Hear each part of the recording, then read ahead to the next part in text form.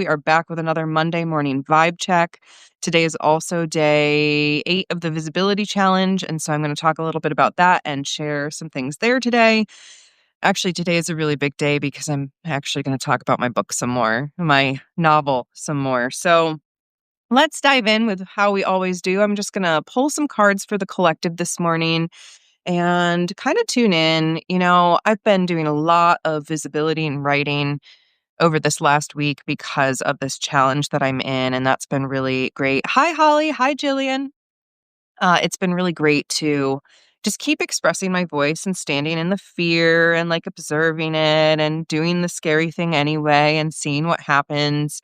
And I have really been feeling some type of way, not just because of my own stress that's been happening with selling the park house, but also with the things happening in the US government right now and in the world at large. You know me, I talk about the atrocities and the horrible things that humans do to one another, and I don't shy away from that. And I could literally spend 24/7 on my platform talking about all of those things. But for me personally, something that's really impacted me on a personal level over this last week has really been the handling of the Epstein files and all of the conversations happening around that. And so I've been very vocal this week, talking about being a survivor and talking about continuing to pursue my dreams in the face of the world and what I've been through personally. And the response has been really, really overwhelmingly positive. So I just want to say thank you to anybody who has been cheering me on as I've been sharing my voice and my story, because it really means the world. And I still can't get over the fact that I went live the other day, talked about my poetry book, cried, Substack did exactly what I knew it would, and made a reel of me crying and posted it to YouTube, and it's gotten 1,000 views and more likes than any of my content has ever gotten on YouTube before. So can't help but giggle about that.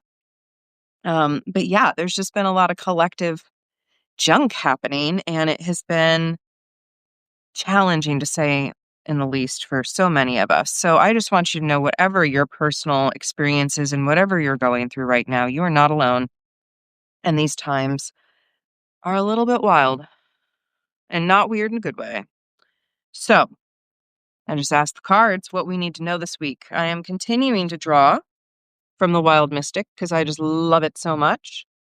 So our first card is the Fox. This week we need to remember to be cunning.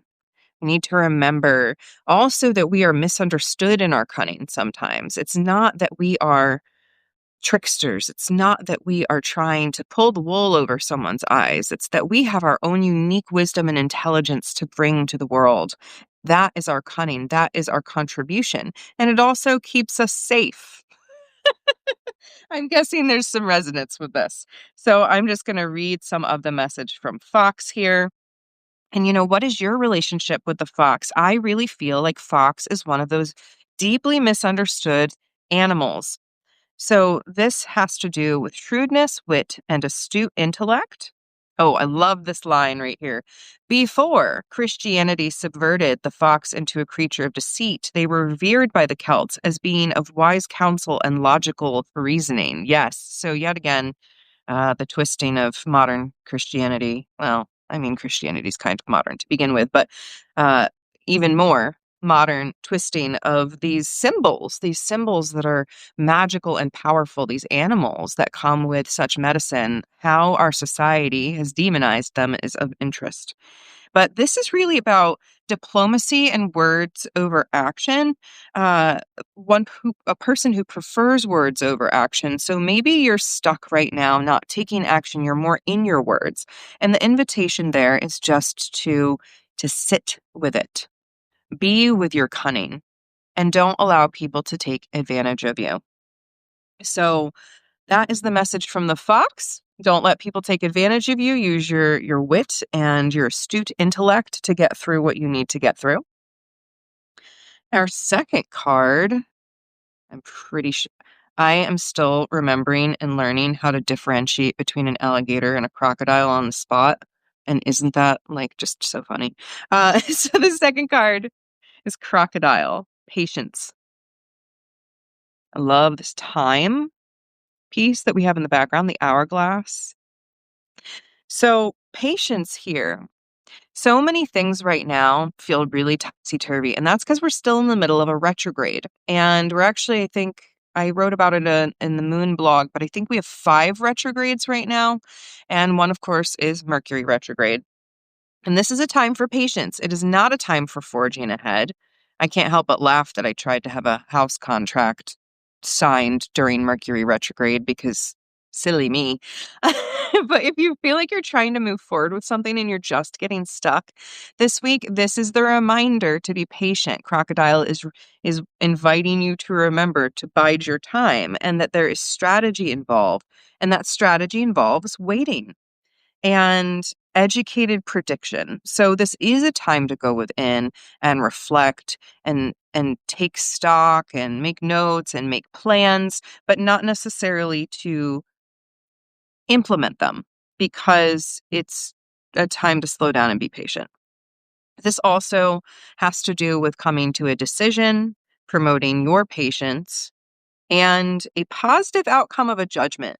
So if you're, again, sitting on the fence about something, you're trying to come to a decision, this is saying this is a great week to look at those decisions, to ponder them, to reflect on them, but be patient in the implementing of them. And then finally, and I love this one because I just drew this the other day, actually, for the first time. And I just delight in this card because it speaks to my very soul. So it is the narwhal, freedom. And we have these yin and yang sort of narwhals here. Look at their beautiful horns. We have this gorgeous flower. So the narwhal is reminding us to be free, to really be in the flow of life and creation and play and wonder and flow. That is what this is about. So as you're feeling any stuckness, any sticky, stagnating energy in your life right now, if it feels like it's hard to come to a decision, the narwhal wants to remind you that freedom is a part of this, that you have the freedom to choose, that you have the freedom to deliberate, that you have the freedom to go within and think about things and turn them over and make a wise decision. You have the freedom to do that. And that is not necessarily something that everybody has access to. But if you are watching me right here, right now, you probably have a lot of freedom to change your life, to play with things in a different way, to make a different decision. And so I invite you to play with that capacity that you have to choose differently and to fully express yourself. So the book message here is freedom and independence, a mysterious creature with magical tusks and so on and so forth. But it has to do with liberty, independence, and not allowing yourself to be tied down. So again, in terms of decision making, if you've been feeling pushed, like someone's trying to force you into a decision, nope, don't let yourself be. This is about moving on. This is about blessings. It can also be about moving, travel, etc. But ultimately, don't forget your freedom. So, love these cards for this week. Hello, Miss Baby. We have fox, crocodile, and narwhal. And so you can work with these animal messengers in your own journey work, your meditations, your altars. You can think about them. You can call on their energy. You can meditate, whatever you want to do. Do you want to say hi real quick? She's like, never, ever, ever look at Miss Baby. She's like, no, I don't want to look at the camera. Aren't you sweet? So I am now going to talk. We're going to shift gears here. That was your message for the week. Again, fox, crocodile, narwhal, cunning, patience, freedom. And now I'm going to shift gears and continue the visibility challenge and talk about me. My greatest challenge, talking about me and anything that I've done that's behind any kind of paywall. That has been this just fascinating process over these last 8 days of witnessing myself and how challenging it can be to say, hi, I have a book, or hi, I have a course, or I have a this that could be of benefit to you, to strangers on the internet I've never met, and yet so much blockage around that. She's being so sweet, and I'm so sad y'all can't see it on the camera. She's never like this. So something must be in the water or the air this morning. But today I want to talk about The Wincing Sorrow. The Wincing Sorrow is the debut novel in my speculative fiction universe, and there is so much behind this book. There are so many stories to tell with this book that I know that there's no way I'm going to get through that today. But what I do want to share is that being visible around this book has been really challenging for quite a few different reasons. And I want to share that because I know other people out there have these sorts of creative wounds. Maybe you have something very similar to this, in fact. I wanted to be an author since I was in second grade, and I started writing stories and had that first little, hand published book in my hands. And I went on and I wrote stories and I wrote stories and I wrote stories, and I never completed or finished anything. But all through elementary, middle, and high school, I wrote, wrote, wrote, wrote, wrote. And then, lo and behold, I went to college for English and had two creative wounds come in simultaneously. One was literally my first English college professor told me straight up that he thought I was too wordy and wouldn't make it. And why was I doing an English degree? And it was really, really damaging. Oh my gosh, my little heart. I was so excited to go to school for English and then to just be told, like, what are you doing? You're too verbose. You use too many words. And I wonder now at how much of that was, I don't know, misogyny or whatever else. But I went on to start writing a novel at 19 called 2052, which was a post apocalyptic story set in the United States after a massive world war and the survivors and the fallout and of what happened with that. And I painstakingly wrote and wrote and wrote for months to perfect. I mean, I really wanted to perfect the first chapter of this story, and I put so much work into it, and I was so proud of it. It was so literary, it was so poetic, and so wordy, honestly, looking back, right? My style has certainly developed.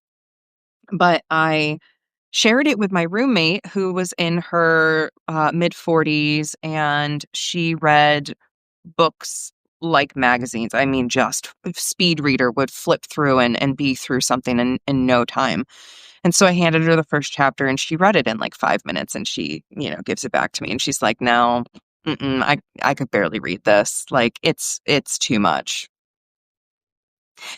And my little 19-year-old self went, oh, okay. Well, my college professor doesn't think I'm very good. My roommate who reads all the time doesn't think I'm very good. So what do I do with that?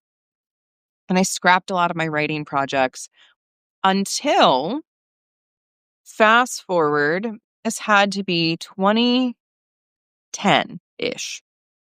2010-ish. I'm in my early 20s and I'm a super nerd. I'm playing tabletop role-playing games like 5 nights a week. That was my socialization. And one of the games was a Star Wars game. And I'm a huge Star Wars fan. Very recently at that time, a new Star Wars animated film had come out with a new character named Ahsoka. I was really into Ahsoka. And I was also into Shakti, who's the same alien species as Ahsoka. And so I decided to play one of these aliens at the tabletop game, the Star Wars game. And I ended up writing like a 13-page backstory. I was like, I am in love with this character. And I played the character in the tabletop game for probably 6 months before I was like, I am writing a novel about her. Like, she's too badass. I love her too much. She's been through so much. We are writing a book about her. So, as a woman who she writes Sherlock Holmes fan fiction, once taught me, who became a very, well known author. She's like, you got to shave the serial numbers off of it. So I shaved the serial numbers off of it. I made it not Star Wars. I made it my own universe inspired by Star Wars. And I wrote the first 2 full novels following my character, Saji, or Saj for short. And then I started to get feedback like, well, nobody really is going to care about an alien. Aliens aren't human. Nobody cares about things that aren't human. Okay, we're getting into humanity here, right? And I really just kind of like let it go for a little while, not very long, like a year, and then I started letting people read it. And people were giving me great feedback. They were like, "We really like this character. We really like the plot. Oh my gosh, this is so emotional. How could you do that? Why would you do that to me?" Good responses, right? And then I got into a relationship with a probably narcissist who really did a number on me. And at this point, my self-esteem was so low and I had been through so much that I just, got into this love bomber relationship. This is the person I refer to as the love bomber in my writing. And he read the Saj book and he said, "This is good, but it's not great. I'll help you make it great." And so for the next like 4 years, this man tore into my books and told me more messages about how I couldn't write action and I was no good at this and I was no good at that. And he came in and he tweaked some of the scenes and the characters. And next thing I found myself with was a novel that I couldn't look at, a novel that I could barely read. You are being so sweet. Um, and so for years, like a decade, this series, this universe just sat untouched until The Wind Sings Sorrow. And this book was made possible in thanks to my darling Justin. He really just held me to it because I wanted to squirrel off and start another book series and write about gay fantasy pirates set in historical Earth. And he was the one that was like, "I think this could be the precursor to Saj's story. So why don't you think about that?" And I thought about it for like a month before I finally was like, "Okay, I will. I will write this book in this universe." And so it's just such a tender thing to tiptoe back into because I know it will lead to me returning to Saj but I just wasn't ready. I wasn't ready for Saj yet. And so The Wind Sings Sorrow and Tehran's Chosen are the precursors to Saj's story. They're not quite a prequel, but they answer the question, and I shared this live recently, and it's a huge spoiler. It's a huge spoiler. And I'm gonna say it again, which is that this series answers a question, which is how does Zos get to space? And that is part of what the series explores, because Saj met Zos in space at the end of her second book. And so I'm like, how does he get there? And so that is really how this whole series started, was with a simple question of how does this main character that I know comes from Earth get to space? And the whole cast and crew that came with it was unexpected. The storyline has been unexpected. I have been following the flow of where it leads me. But I'm really proud of this. And I'm going to be diving back in and doing another read through here in about hopefully 2 weeks. House stuff withstanding, that has been the greatest distraction in all of this, is just the house stuff. But this book is a kickoff point. It's the prequel to the prequel to the prequel in a lot of ways of everything that's going to happen in this larger universe. So Saj is one of my heart and soul characters. I can't wait to write about her. She is not in this series at all. But I am falling in love with the characters that are in this series, falling in love with all of the scenes that are playing in my head that are being inspired. We were watching K-pop Demon Hunters the other day, and one of the songs in that movie completely just unexpectedly sprang an entire scene in my mind that's either going to happen in book 2, 3, or 4 of this series, to be determined, but it was like visceral and clear and I could see it. So I'm excited to keep writing it. I want to see what happens with these characters. These characters are just, they're so unique. It's been so affirming to hear from people how much they love the characters and how many people have different favorite characters, because it just makes me feel like I'm really building a special crew that people are going to want to know what happens to them. And now they're going to want to know, how does Zos get to space and who goes with him?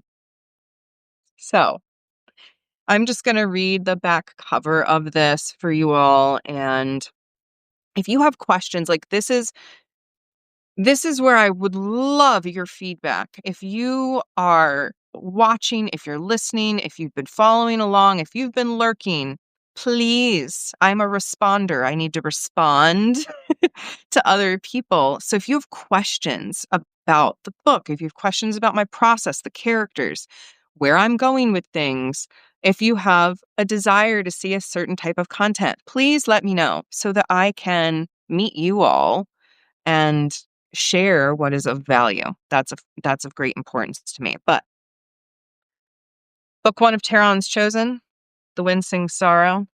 Can see this beautiful desert scene. I just love these colors. John G. Reinhardt was the artist for the cover, by the way. So, book one of Tehran's Chosen, The Wind Sings Sorrow.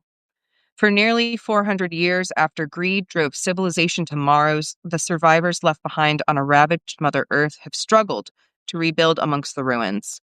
Atalanta, gifted with the power to control the winds and speak with the planet, leads the crew of the Avalon on missions to restore life to desert wastelands.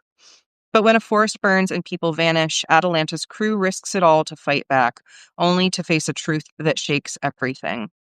With tension threatening to tear the crew apart, they must find the strength to rally against an enemy with resources beyond their imagination, or watch as everything they've built returns to sand. So that's The Wind Sings Sorrow, following our lead character, sort of. She's mostly a lead, Atalanta, who my dear friends Amy and Nancy Harrington described as the Princess Leia of the next generation, and I still just... Having said everything I said today about how big of a Star Wars fan I was and how much my universe is inspired by Star Wars, to have a character compared to Princess Leia not by personality, but by role and importance in a story was just phenomenal. So thank you all so much for joining me this morning and for tuning in to listen to the vibe check and to hear a little bit more about my book. And again, this is where I would love your feedback is, what do you want me to talk about? What backstories are you excited to hear me share? What would you like to know about the process, the universe, etc., of this book series and beyond? So, thank you so much. May this week be gentle. Fingers crossed, a little more gentle than these past few weeks. May the retrograde invite you in deeper and deeper to reflect and refine and tune in to where you're going next. And may you take such tender and beautiful care of yourself, because gosh, do we need it. So, until next time, my friends, I'm Safrianna Lughna, aka AJ Eastwood. I love you all so much. I see you, I believe in you, and I'm cheering you on. Thanks for all of you who joined live or in the replay. Until next time, bye for now.